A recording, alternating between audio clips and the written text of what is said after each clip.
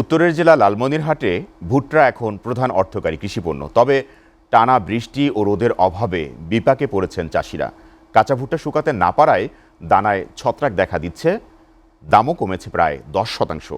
এখনও অর্ধেকের বেশি ভুট্টার খেতেই রয়ে গেছে। দর্শক, এ বিষয়ে আরও বিস্তারিত জানাতে লালমনিরহাট থেকে সরাসরি যুক্ত হচ্ছেন সহকর্মী খায়রুল ইসলাম। খায়রুল, আপনার কাছে জানতে চাই, লালমনিরহাটের ভুট্টা চাষিদের বর্তমান পরিস্থিতি আপনি কেমন দেখছেন? এই যে অনবরত বৃষ্টি চলছে, সেই বৃষ্টির কারণে ভুট্টার শুকাতে কীরকম বিড়ম্বনায় পড়ছেন, দাম কতটুকু কমেছে, এ বিষয়ে সার্বিক অবস্থা জানাবেন। সোহেল রানা, লালমনিরহাটে টানা কয়েকদিনের বৃষ্টিতে আমরা দেখেছি যে এখানকার যে ভুট্টা চাষিরা রয়েছে তারা কিন্তু ব্যাপকভাবে চিন্তায় পড়ে গেছেন তাদের ভুট্টা নিয়ে। তো আমি এই মুহূর্তে একটি ভুট্টা খেতে অবস্থান করছি। এখানে যতগুলো ভুট্টা ক্ষেত রয়েছে সবগুলো ভুট্টা ক্ষেতেই কিন্তু ক্ষতিগ্রস্ত হয়েছে। আমি যদি একটু ক্যামেরার চোখে দেখাই, আপনি দেখছেন যে এখানে যে ভুট্টা ক্ষেতগুলো রয়েছে এই ভুট্টা ক্ষেতের কিন্তু আগা কেটে রাখা হয়েছে।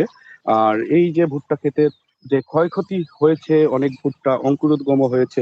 আমরা এখানে দেখতে পাচ্ছি কৃষকরা তাদের ভুট্টা নিয়ে দুশ্চিন্তায় রয়েছে। আমরা একজন কৃষকের সঙ্গে কথা বলবো এবং জানতে চাইবো যে এই যে আপনাদের ভুট্টা যে কি পরিমাণ ক্ষয়ক্ষতি হয়েছে একটু আমাদেরকে জানাবেন এবং কেমন চিন্তা করছেন।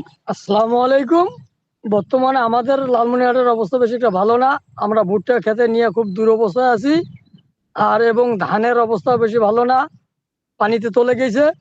আমরা এখন খুব দুশ্চিন্তায় আছি এটা নিয়ে।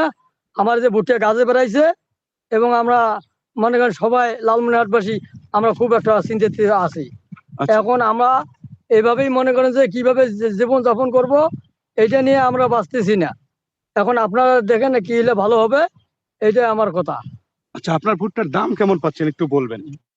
দাম খুব কম, 700 থেকে 800 টাকা এরকম পরিমাণ দাম। আর আমরা সার, বীজ, কীটনাশক প্রতিটা জিনিসের দাম বাড়তি, আমরা কুলান দিতে পারছি না, আমরা লাভবান হইতে পারবো না।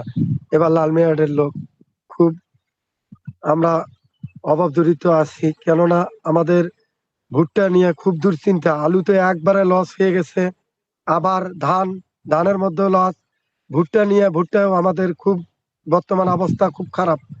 আমরা পরিবার নিয়ে কত যে দুশ্চিন্তায় আছি, লালমনিরহাটের লোক, এটা শুধু আমরা। আচ্ছা, আমরা কথা বলছিলাম একজন কৃষকের সঙ্গে। তারা জানাচ্ছিলেন যে তারা কি ভুট্টা নিয়ে বেশ চিন্তায় রয়েছেন। লালমনিরহাটে কিন্তু যে ভুট্টাগুলো রয়েছে সেগুলো ছত্রাক জন্ম নিচ্ছে রোদ এবং বৃষ্টি না থাকার কারণে।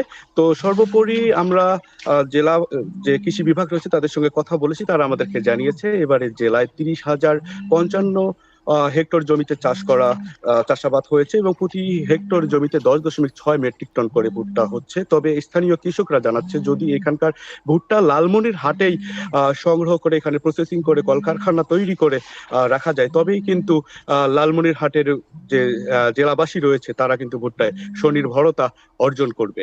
সোহেল রানা।